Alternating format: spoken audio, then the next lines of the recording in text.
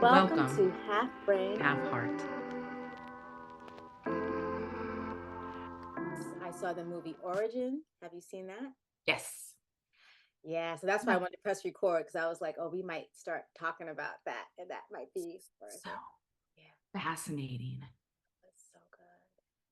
And I was kind of kicking myself because I had started to read the book and I think I never read it like all the way through. I like picked it up and down, like through all of those things.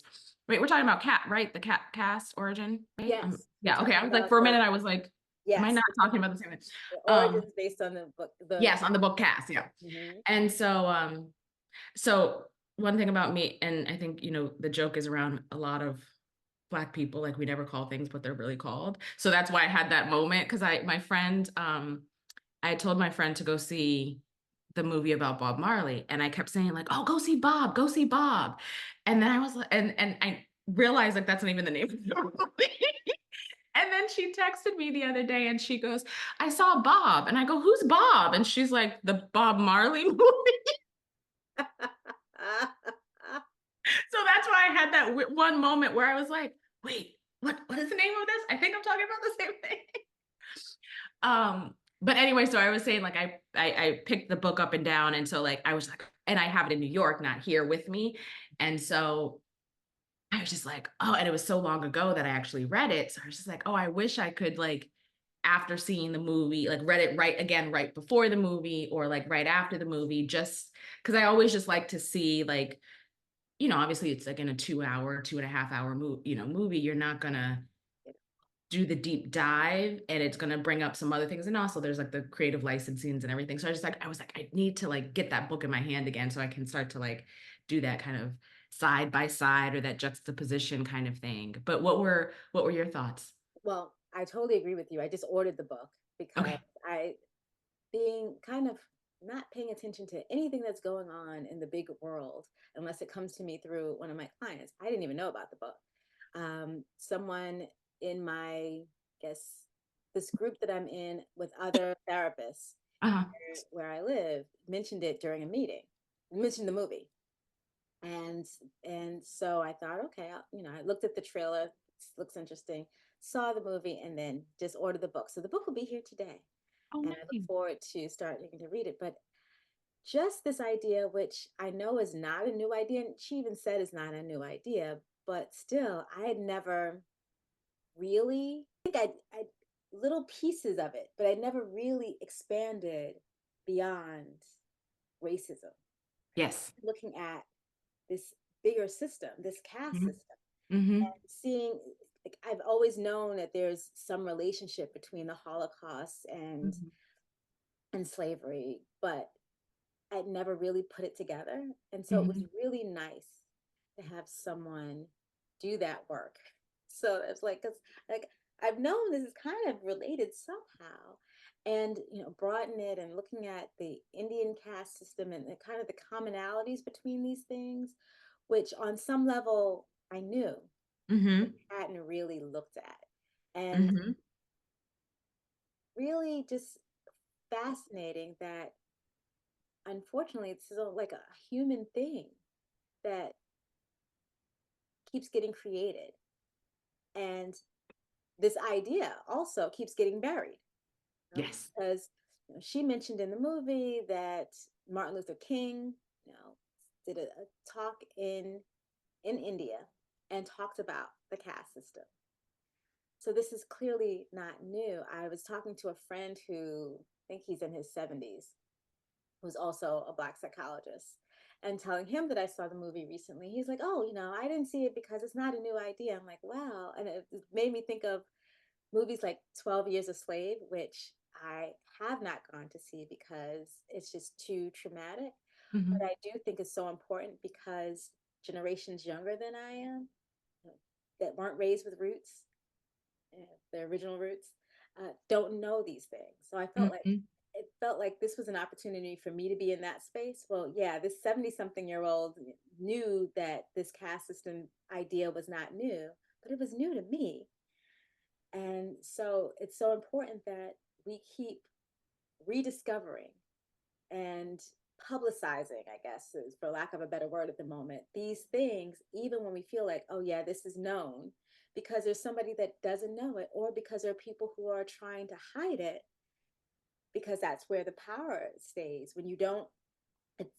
when you don't realize that this is a bigger system, then the people who are in power that create these systems get to keep their power. And as we realize that it's a bigger system, it helps us dismantle the system. So I was just the idea alone. Like, the movie was wonderfully done. It Yeah. was so beautifully Yes. shot, and it was wonderful to kind of be in the author's head. And it was beautiful how they wove in her personal story of loss. But what I really took away was, wow, there's this bigger system out there, Mhm. and it's been applied in so many different cultures. Why do humans do this? And I mean, I know some of the whys in terms of the Yeah. power and economics. Yeah. So I'm so many things, and I started to like jot down little things, not necessarily for what I wanted to say in response, but just like other things that I was like, oh, these are topics, or these are conversations we should be having, or like, what would this look like? Um, so I don't know if I'll be as, I feel like in your response, there's probably maybe a little bit more even grace than I because I or and probably a little bit more better, or maybe better articulated. I remember when I first started to like again read the book and kind of see be refreshed through the movie. There's always this kind of like visceral reaction that I have when people try to say it's more than this, right? And this idea of trying to explain away why it's happening, because I guess I feel like there needs to be a balance. We need to understand the why, of course. And I obviously in the work that you do, like, and some of the work that I've done in the past, you want to understand like what's the rooted cause and like how it came to be. I get it. But I do think that there's a very and it's not even a thin line, but I think that it is a slope maybe where some people will then use it to justify or excuse it, because that becomes this piece of, oh, it's human nature. Oh, it's this. So it's almost like I get a pass for for not really being able to or wanting to address it, see it, and fix it, because it's like, oh, that's just human nature. Um, and so I think that was kind of there was a something in that beginnings conversation when it was like, well, it has to be more than just like racism. It has to be more. And I was like, no, it's just racism. You know what I mean? Or like, when she's like, oh, it's not just about race. So I had that like my hackles kind of got up and was just like, why are we trying to like, it's like a rose by another name is still a rose, right? Like racism by race by another name or by another description, another whatever is still racism. Why are we spending this effort to understand it, and or are we shifting the effort to understanding it, which takes effort away from trying to fix it or solve it, you know what I mean? And because there's always that there's that balance, right? Libra here, I'm like, the energy and the effort's got to go somewhere, right? You can't put everything in one side, and if we put stuff on this, are we taking away energy from here? So it was like all these things that were like swirling in my head as I'm like, and this is probably in like the first like 2 minutes of the book and 2 minutes of the movie that I'm like, all these things are going through. And so when I started to like, I did some type of, actually it might have been a training that I actually did, where I said, postpone judgment, postpone the the human need and the feeling that you have a right to react, and just like and like lean into it. So I did that to myself. I was like, all right, that's your first reaction. Put it on the shelf for a second and kind of continue to go lean in. And so, I mean, I'm obviously glad I did, because it is so extremely fascinating to look at it from that different lens, and to kind of take away. And I think that what she said was so, I mean, it's such like a simple comment statement, but it was so, it hit me and it felt profound. It was like, if you truly believe somebody is inferior, you truly believe that someone is unintelligent or they're animalistic, they're beasts, they're not human, you don't give your children to raise. And Oh, yeah. I was I like, remember that line as well. It was profound. and I just said, and again, inherently you kind of know it, right? You know that like, especially Black women are like, they are the mothers of society, of, community, of everything, and have welcomed so many to our, to our hearts, to our breasts, to our arms, whatever you want to say. And it's like, you don't do that if you truly believe that they are dangerous. Yeah. You don't welcome them. You don't bring them into your home if you don't, if you really feel like they have to be controlled and they have to do this, right? And and it was just like, and so then you go open up the door of, yes, this was calculated. This was for a purpose. There was, and to your point, so that was like that opened the door for the like to like think about a little bit things a little differently. And then I started thinking about like Bacon's Rebellion, right? And how initially slavery, indentured servitude and slavery in this country, it was poor Europeans, poor whites, poor maybe Indians, Blacks, Africans, enslaved, working side by side, right? Yes, there was different situations and circumstances and how, and maybe the time and the duration that they would be enslaved or working as servants was a little bit different, but they were side by side, right? And then how that evolved into, well, the haves being like, that's dangerous, right? That's dangerous because now they can collude, they can come together, they've been forced into this lower status, and there are more of them than there are of us. There's power in numbers, right? And if they are seeing each other as family, as community, as friends, they have the power and the numbers to overthrow us. What do we do to break that? Right, and then that's when you start to see the shift, right? And now it's a planned schism between a community, right? A group of people that's only real tie is that we're in the same situation. We live together, we eat together, we take care of one another when the other one's sick or is whatever the situation is, like real humanity and community. Those are the only ties we need.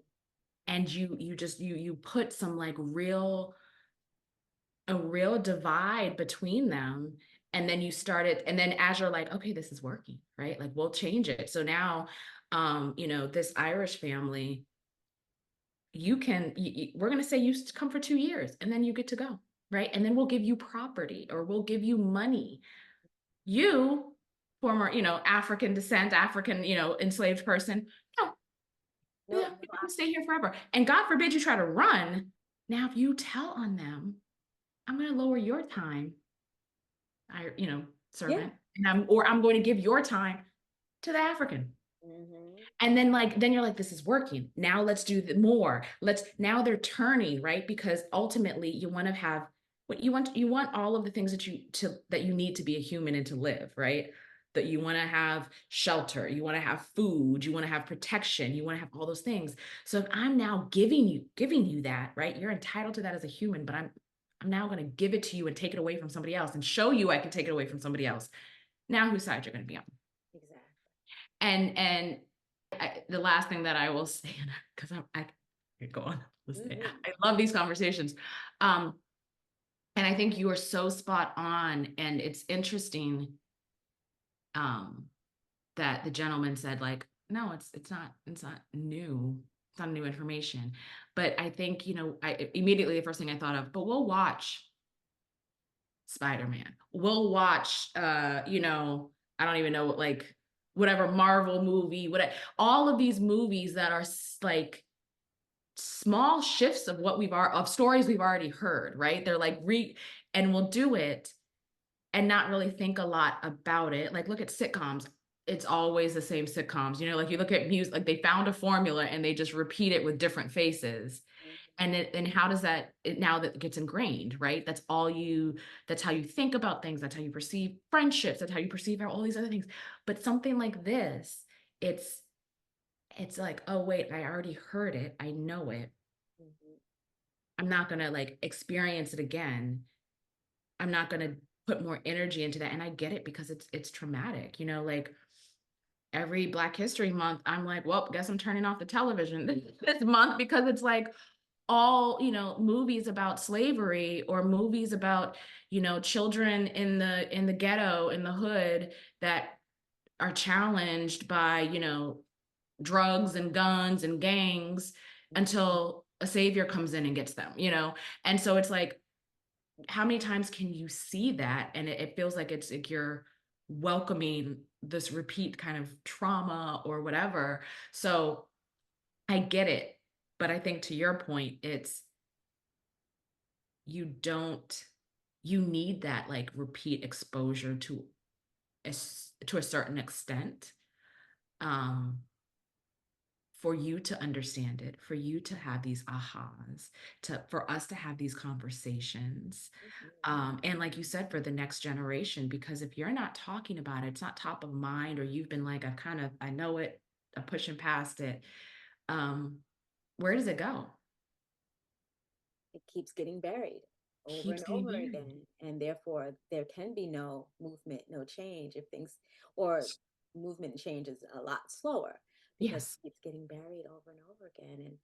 And, listening to you, I was thinking, well, was I angry? And I realized, and some of this I think is because of being a psychologist and so much of my work being with individuals about transformation. Hmm. So I definitely know because I've been part of it so often that people can change.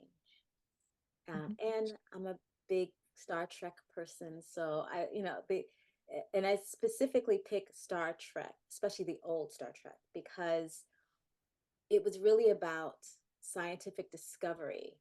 And Star Wars is about war, right? And I'd like to think that by the time we're in the stars, we will have solved many of these challenges. And Hmm. Star Trek was, especially if we go to the original, it was about more multiculturalism as much as could be at that time, and some of the ones right after, even more. And it was about humanity. And so I have this great hope that now that we have understanding of these underlying pillars that keep this system going, the more that we understand them, the easier it is to break them down, the easier it Hmm. is to fight against them, the more clarity I have.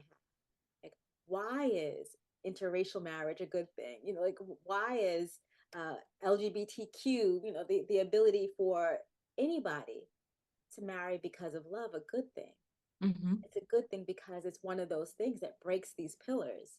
That if you Hmm. keep people segregated by anything, by caste, by race, by anything, by religion, then you are holding on to somebody has power and control. And if you give people the freedom to love, that increases love. Right? When you see two people who come from different cultures finding love and commonality because they're human, that just increases love energy. And so I see it as, okay, now I'm clear. We've got these pillars. I can't wait to read the book. So it's like, Hmm. we've got these pillars. Now I know why I'm fighting for. Hmm. Yeah. Understand how these things undermine our ability to focus on being human while still holding on to there's still something special about Black women, right? We still Mhm. have this common experience, but I can hold on to that and appreciate that, but also appreciate like there's something special about all women, and there's some Oh, experiences that are absolutely. just common to all women, and there, Absolutely. so it felt like it gave me more depth, more understanding, and being the scientist and psychologist that I am, it felt like, oh, now I've got the scientific understanding Hmm. of what like I've always known this is a problem, But now I have more scientific understanding of why this is a problem and how we can dismantle this problem. Yeah. I again, I will repeat it. I think you come with more grace, more I mean, listen, I loved the movie. I appreciated the book. I love, like I said, I have to go back and read it. I appreciate and loved the dialogue, and I think it was there's so many moments in the movie that stick, obviously, because I saw that maybe earlier this year, and it stays with me. And it again, like you said, it starts to give me some fuel about like how to think about things, how to talk about things. Thought it was so fascinating when you started, when she started talking about like the caste system in India, and they're like, you know, everybody's the same color roughly, right? There are some color dynamics in India, just like there are color dynamics in any other part of the world due to colonization. But for the most part, like, you are from this, it's like tribalism, it's all these, like, so it's whenever there is a difference, you tend to want to protect and save and give all the resources to people that look like you, that that you have a relationship with. That makes all sense. Putting it in that context, I thought it was, again, I was like, oh, this is another tool in my tool belt of how to have this conversation with people who may not be, or who are a little bit sensitive to white, black, right, racism in America.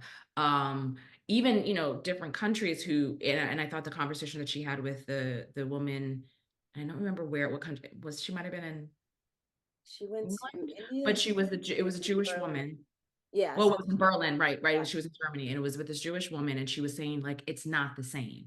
And Yeah. even then, I was like, that's really fascinating, and to your point, it's like you can acknowledge and understand the differences and the different experiences and how you look at it, but then it's also like, but can we also see that there's similarities? Like, same doesn't necessarily have to mean one for one, matchy matchy, right? It could be just this, it's similar, or they're like the core, the foundation, how it is presented and how it is kind of talked about. I mean, that's propaganda.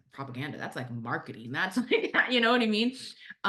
So when you think about the Holocaust and how they talked about that, and it was like, I distinctly remember her saying it was about the annihilation of a people, right? And whereas slavery was not. And let's be clear, chattel slavery was not. And I said, interesting distinction. You could argue, especially when you look at the lifespan of an enslaved person experiencing chattel slavery,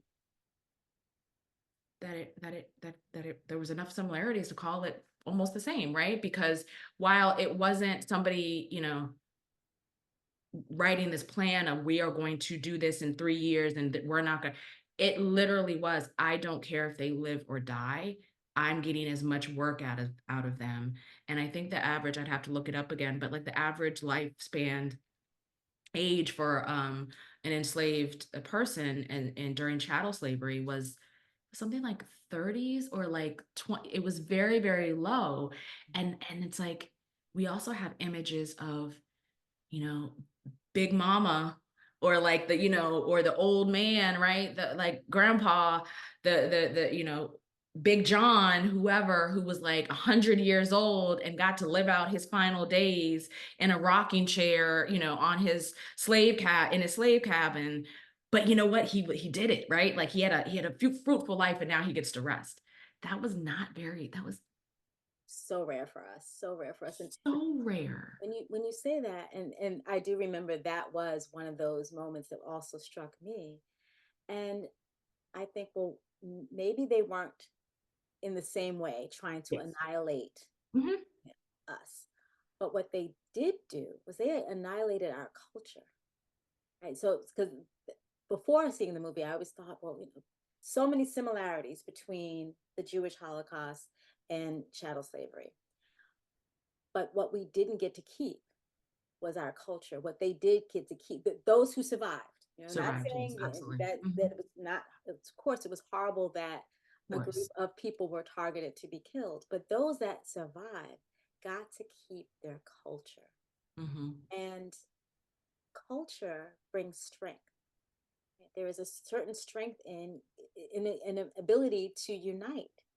And one of the things that happened for us was the systematic stripping away of our culture, purposefully making sure that we couldn't communicate with each other, that people from different parts of Africa were not on the same plantation, selling people away to keep that system going. And that was the result, which has such long-term consequences, which is some of the differences we see today in terms Right. of our recovery, right? Right. That Mhm. Jewish culture, and I'm not an expert on Jewish culture, but Jewish culture has done a lot of recovery from the Holocaust. Mhm.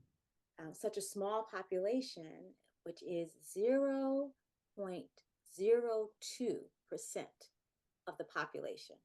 And I can say that with, well, relative authority, because in a meeting I had a couple of weeks ago, we were kind of talking about this. And one of the people that was on the meeting, a Jewish woman who happens to be a friend, who she gave me because I was kind of saying, I don't know. She gave me the exact number.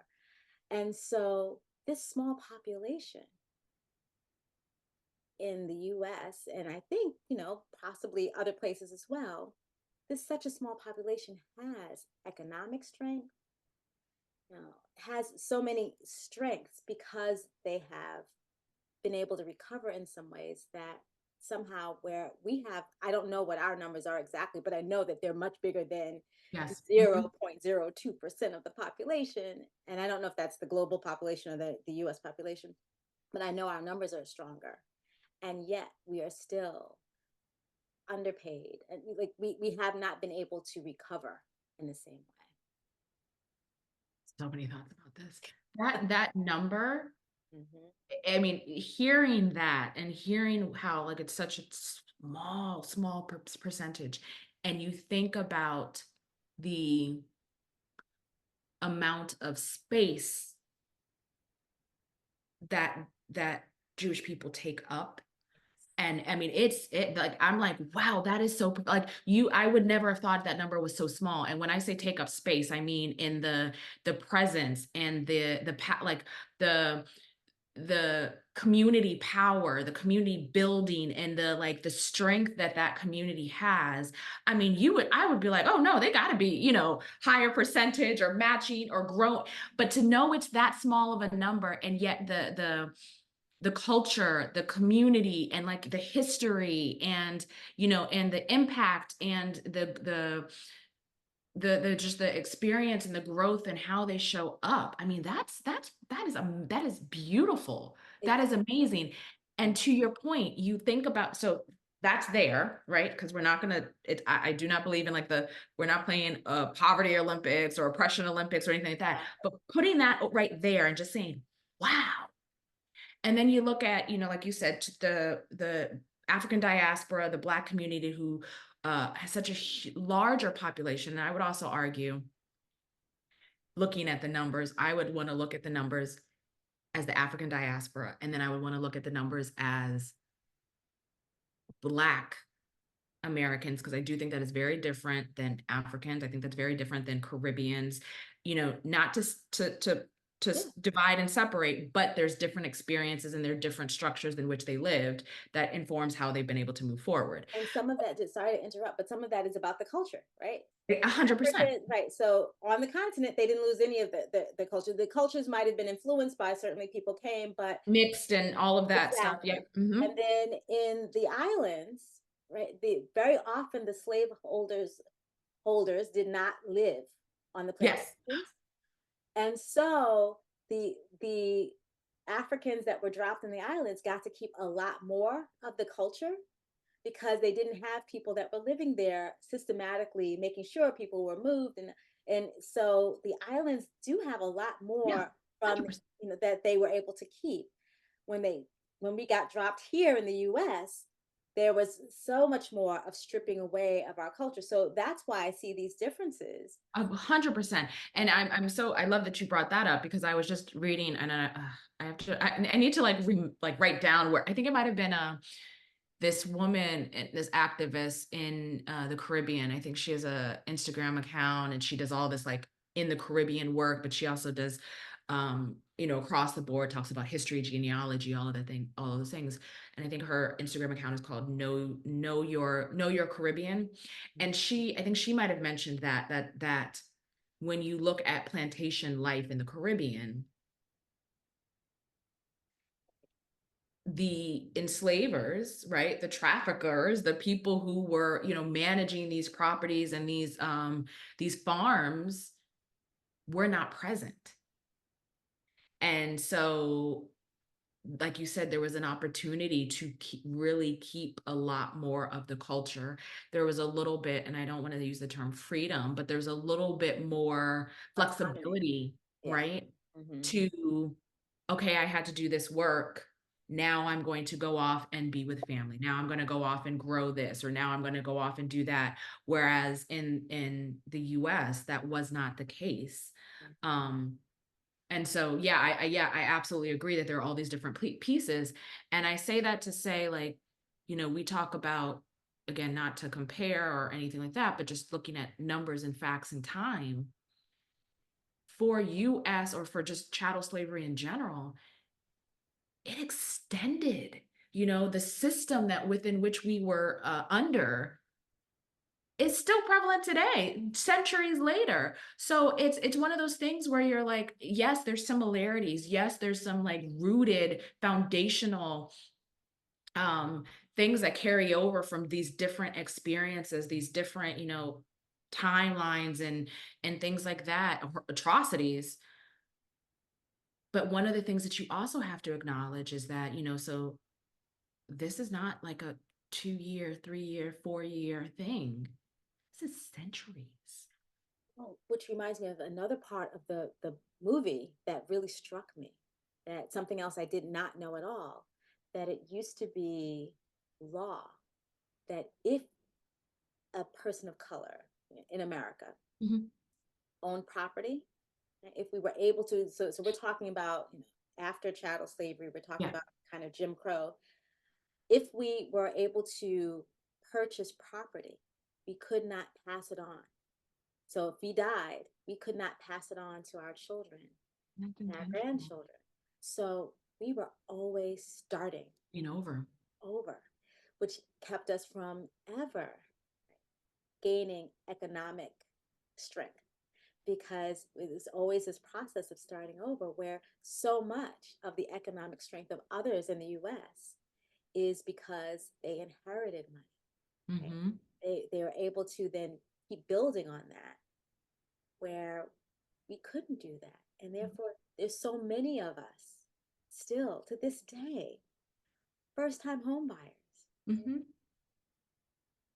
families that had never bought a home, never owned a piece of property Hmm. because of not having that kind of economic strength. And that's, like you said, laws, right? And then on top, I mean, even with the 40 acres and a mule, and how, did we get reparations or did we not? And there were some people who did receive land, or there were some counties and law and locales where they were given property, Mm-hmm. or they were supposedly given property, right? They were like, oh, come down, register, do this, do these XYZ, things. But there were things like, well, you have to prove that you can read, or you have to prove that you can do this, or you have to prove that you have the animals to work the land.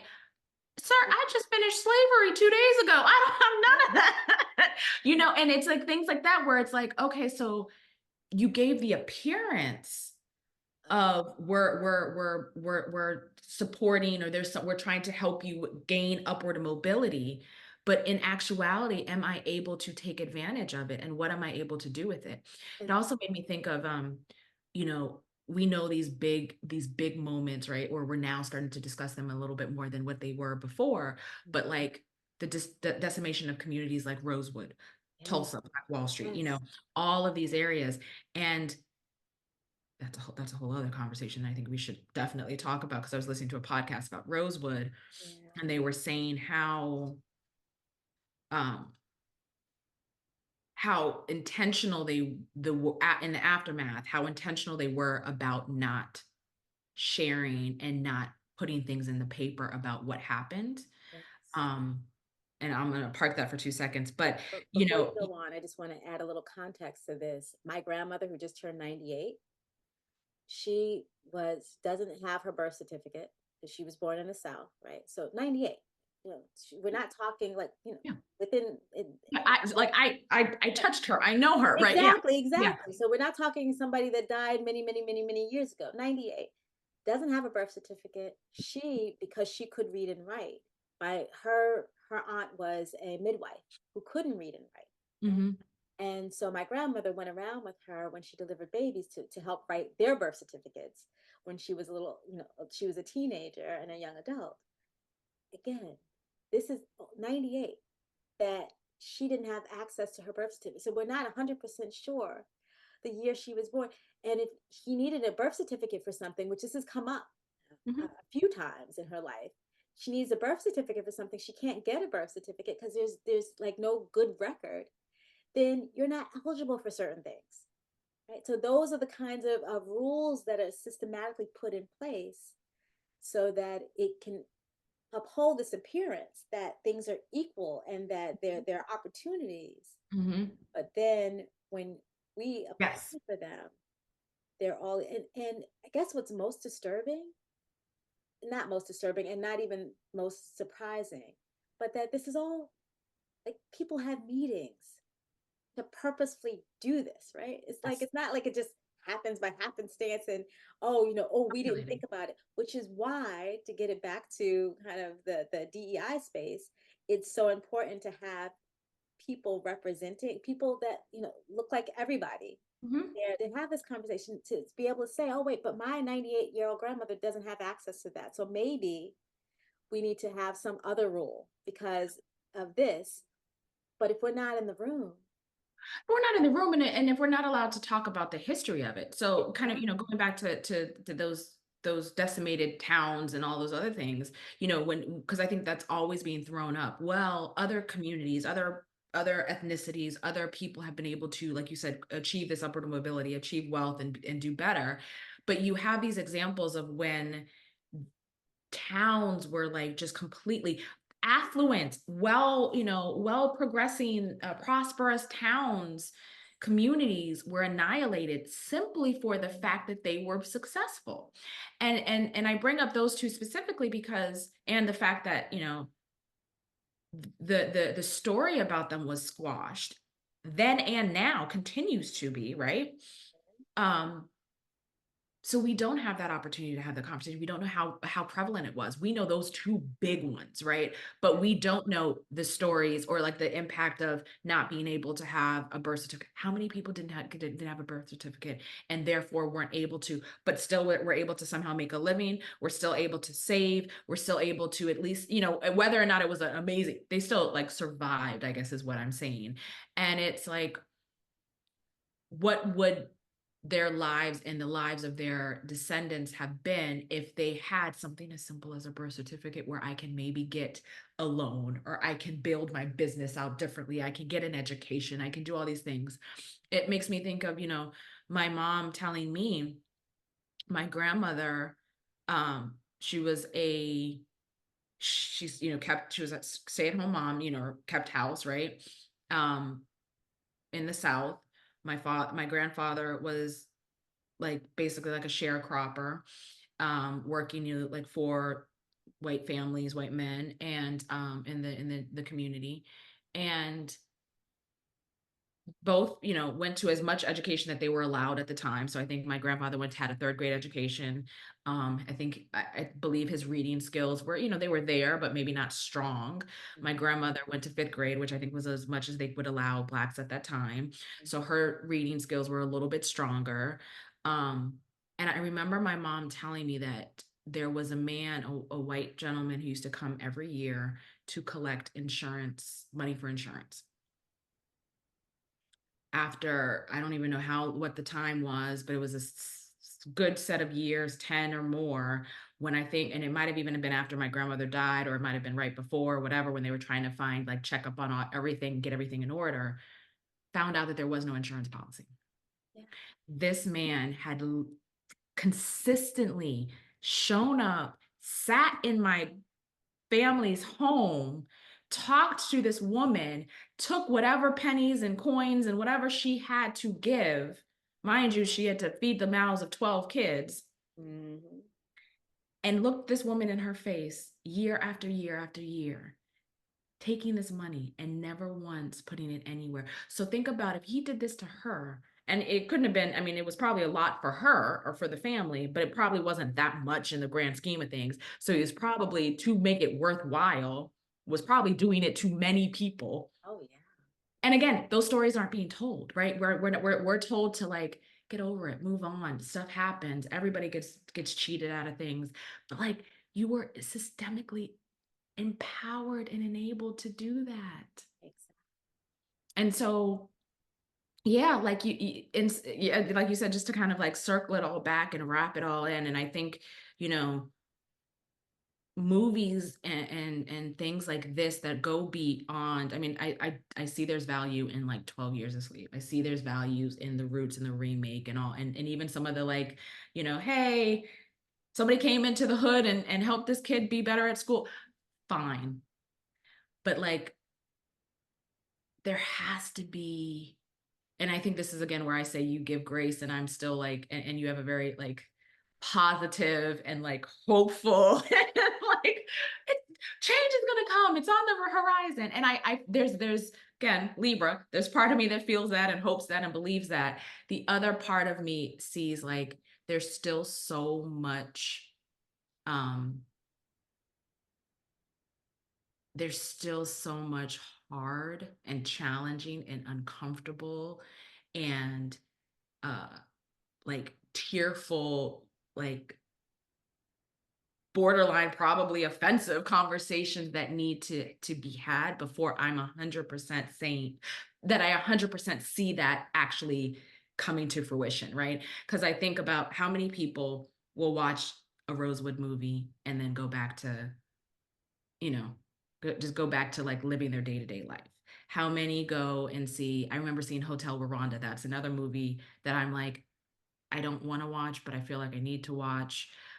But I saw it and I think it was an amazing movie. I never want to see it again.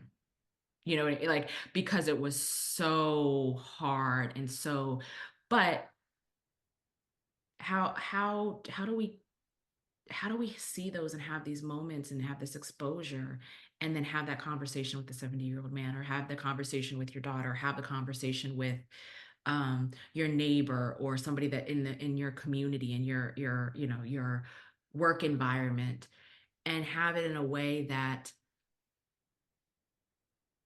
drives them to make change. And I think when I as I kind of evolve in this DEI space, in this work, in this conversation, I agree with you. I think people can change. I think people will change. People all for the most part want to be good people and they want to evolve and want to change, I would say. Um, but what gets in the way is the systems, right? And so how do we, and when you say like interracial relationships, marriages, friendships, the presence of LG, you know, the like, acceptance and the appreciation of different people in the same space is so important, because you start to see this community and you start to see that we are all alike in some ways, and we're very different in some ways, and we all have our strengths and we all have our weaknesses, and like, you know, neither here nor there. But when we start to see each other as humans and as people, then hopefully we can dismantle the systems. But there's this part in the back of my head that says, but as long as there is benefit and there's power, and in in that change, you're asking me to sacrifice things that I enjoy and comforts that I like. Ooh, I don't know that we found that way to get people to do that, right? And I I think agree. that's the hook. And that's always, and if you look at origin, if you look at chattel slavery, and I was again, Bacon Rebellion, that was it, right? You are asking me to live in discomfort and in strife and without. But if I turn my eye and don't look at it, I can actually live better. Like, and it's hard. I think that's the biggest challenge, that we have not figured out how to get people compelled to make change. think I totally agree with you, and I don't know if I have. I know I don't have all the answers. What I do know is that one of the answers is children. That when children and I am hopeful that our younger generations, because of social media, like, and I don't like social media for so many reasons. But one of the things I do like about social media is it does give more opportunity to see humanity Hmm. in various forms, from various cultures, from various aspects, in a way that is not as threatening and more accessible to people. And that our kids are so on it that they are consuming things. And it is so, even so, the people in the ivory tower that are putting their kids in the separate schools where they're just with other people like them, they even can't control social media, right? So they can't even control that it's much harder for them to keep these same children that may not actually get to have a conversation with my child, but will see somebody that looks like my child that's on social media playing a game or doing something else, and just see their humanity. Hmm. So I am hopeful that the younger generation, and maybe it's because the person that my 15-year-old is of this younger generation, who is at this moment as a 15-year-old so upset about so many things that are unjust. But I'm hopeful that as younger people form a more global society and have these opportunities to see the humanity in people who don't look like them, that don't come from places like them, that some of that will help. Because when you're raised with that, from because little people don't care, like, you know, No. 3-year-olds, they meet somebody in the supermarket, doesn't look green, blue, doesn't matter. That's my friend, right? They're off being friends. And if you start with that, like, Can I tell but you too? Ooh. I'm sorry, but No, before no. I go there, but I know that there are systems because, as you said, right, we were the ones who were the wet nurses, right? We were the ones raising little slave holders that eventually then became our masters. So if the system is there to switch our minds, right? So it is so complicated. And so on the one hand, I'm hopeful because these children have the opportunity to see global, but on the other hand, they're also being indoctrinated by their parents and, by the system that is still there, that at some point, but even during slavery, there were people who were in the power position that knew this was wrong Oh, and willing absolutely. to turn their. So I'm hoping that we'll have more of that because there's more opportunities to connect with humanity from a younger age. That's my Yes. my hope, and I also know that we have to hold this positive energy while we are working against the forces, the negative forces. We have to hold the positive energy, because if you don't hold that idea, then there's no way that vision can happen. Hmm. And so I am dedicated to holding the positive. I and I appreciate that. And I'm a firm believer in we all have our role to play and we all need every, different personalities and perspectives. And it's not that I'm pessimistic and I don't think it's going to happen. I think I play more of the middle of the road of I think it can happen. And then I look back at, and this is operations, this is all that, like, this is who I am, right? Where I look back and I say, but here's all the things that we need to do to get it there. And woo, It's a lot okay, of work. where are the resources? Who are the people? What does that look like? What's the time it's going to take? And so it's not so much of a like, I don't believe that it's possible. I don't have hope. And it's not that I don't even see, I mean, I see like those moments too, those joy, like, um, I won't share the story that I was thinking about when you were talking about little kids, but we'll talk about that another time. But will say about social media and the idea, and I would say even social media, but also the ability to travel in a way that we couldn't travel before. Like now, so many people are all, visiting different countries. I was talking to my friend the other day and she's like, yeah, I'm in Cyprus. And I was like, wait. And I was like Cyprus? Like Cyprus next to Greece, Cyprus? And she's like, yeah. And I was like, and I'm like, amazing. But I was like, I've never heard you talk about this. So random, like that's so whatever.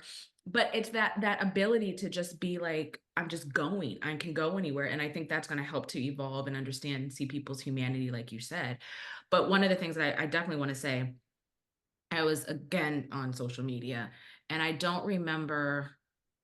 I have to get better about like making like notes to be able to like talk about this. But it was some post around Black Americans and the lack of, oh, it was it was interesting enough, it was a post of two, it was a post of a couple, it's two women, and I guess they are fair complexion. And I guess a lot of questions that they get from their followers are what's your race or what's your ethnicity. And so they did this little cute video where they were like, "Oh, I'm, this of this background and I'm of this background." And one is Afro Latina and one is biracial, Black American and white. Uh, and in the comments, because I'm a horrible, I try to have to curb myself, because I'm always like, I want to see what people, because I'm like you, I'm curious, I want to see how people respond to this, what are they saying. And so it was a lot of vitriol and a lot of whatever, and there was some like, you don't know the difference between race and ethnicity and blah blah blah blah, and like that's not what they asked. And I was like, are we really being this petty? Like, come on. And this couple is in the US. But one of the comments that stuck out in my head was somebody from, and she didn't identify where she was from, but she said, well, why do people say that they're Black? Like, Black is in a, like, where are you from? And it just, and so somebody kind of explained. And so the commenter was like, wait, so like Black people in America don't, like, they don't know where they come from? And I was like, and I'm reading this and I'm like, oh my God, not that I never thought about it, but like, how buried is the whole legacy of chattel slavery and all of these things that people from other country, and I'm assuming it's not from the continent of, this person wasn't from the continent of Africa or an African country, that just said that they had never really thought about the fact that Black Americans don't say, I'm Nigerian, I don't this, or even like, and even in Britain or, Europe, sometimes they'll say like, oh, I'm, Dutch Somalian or whatever, it's like they still are able to tie it back to a country in Africa or a tribe or, something like that. And she was just like, wait, like, so are you saying like all Black Americans don't know? Most Black Americans don't know? Like, they don't know where they came from? And then it was like this education in this comment section that actually kind of started off a little like, because they were like, they didn't ask, what color you were. They asked where you're from. And they were like, no, you don't understand. We don't know. We can't say. The best we can say is we're American, which I will say personally have never identified with. I do never say that I'm American. And it hurts me sometimes when I'm traveling internationally and they say, what's your nationality? Because I'm like, I mean, I am, but I'm not, right? Like, I don't feel like I belong here in the way that, or I don't have that, like, I'm American the way some other people might have it because of the history and because what I know and what my experience has been. So it just, like, to your point, long way of saying, yes, maybe that, as negative and as harsh as social media can be, maybe that is a pathway, a avenue of broadening exposure, broadening lenses, and helping people to understand in a different way and find, like you said, humanity and camaraderie or likeness with people who aren't sitting right next to them. Wow, what an amazing conversation. What an amazing conversation. And I guess if we can wrap it up, which we might be able to go on forever about this, but I'm really interested now and excited about reading the book Caste. Mm-hmm. And I do think, I guess, in terms of this work and our work together, that we need to meet people where they are. Oh, absolutely. And for some people, like being able to talk about the pillars, which I look forward to us having more conversations about the pillars when I get the book and you get holds of your book again. But being able to talk about the pillars for some people, well, some people who want an excuse are going to find an excuse no matter what, right? Oh yeah. Um, but some other people, this will be an entry point where they can enter and not feel the heavy weight of the guilt of their ancestors and be able Hmm. to say, okay, yeah, this, be able to start to see the systems around them. And that might be a very powerful first step to them being able to be a part of dismantling these systems. So I definitely think that part of our work, we do need to think about incorporating these pillars and this kind of conversation, this language. Um, there are times to be provocative and to shock people, and there are times to be kind of easy and gentle and bring them, allow them to kind of allow these things to surface to consciousness gently. And we will have the power to do all of the above and to decide. And it's what I do in my individual work, right? Sometimes I just like have to say, well, this is what it is. This is what you're doing. This is the pattern, and it's got to be direct and harsh and challenging. It also depends on who I'm working with. And sometimes it's got to be the very gentle, easy. Like if I'm too hard, this person will run. If they run, then we never get to have any of the conversation. And I Absolutely. keep them And in the I room. would say in all of the work that I've done, my approach is we talk about these things as facts, right? We kind of agree in these are the things that actually happened. Here's the proof that these things happen. And regardless of like, I mean, and that's how you like, I would imagine like in relationships and when you coach, like how do you have conversations, you kind of take the you did this, and just say like, Yes. can we agree that, I woke up at 7 o'clock in the morning and you woke up at 8 o'clock? Can you agree that I did the dishes last night and I've done the dishes you know what I mean? Like, it's almost like, can we just agree on this part, right? Which again, and I know we have to wrap this up, but it's like when you think about people who are trying to stop CRT as if it's like this like boogeyman in the closet, stop talking about like history, all of these different things. It's because if you can't agree on what actually happened, then to your point, you can't have the next conversation.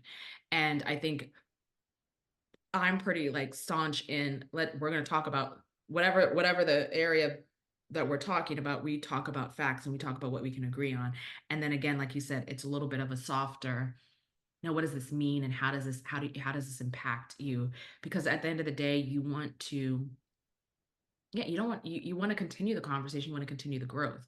And none of us, like in weight loss, like in education, like in anything, right? Became or who we are from one conversation, from one experience, from one meal, right? It's over time. And so we're not, it's going to take time to change. Um, it's like, yeah, how do you keep people engaged enough or curious enough to feel like they are empowered to do something and that their thoughts and their like I'll leave it with this. I had a friend down here and she threw, and this I see this in New York all the time too, like she kind of like threw this like napkin like on the ground, and I said, what are you doing?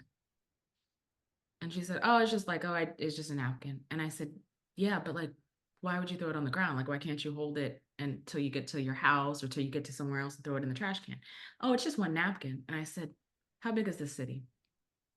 And I said, if everybody just said it's just one napkin, I said, we would be living on a like, and did that every single day, we would be living on like just a trash pile or whatever. And I was like, and aren't you the same person that complains when you're walking down your street and you see something on the trash?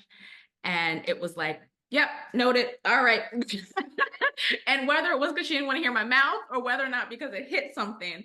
But and so I think that like that's the place that I really try to go to is even if it is a one thing, if it's just like how you approach somebody in a grocery store, if it's whatever, and that's your ministry for the rest of your life, is how you treat that one, like the people in this situation.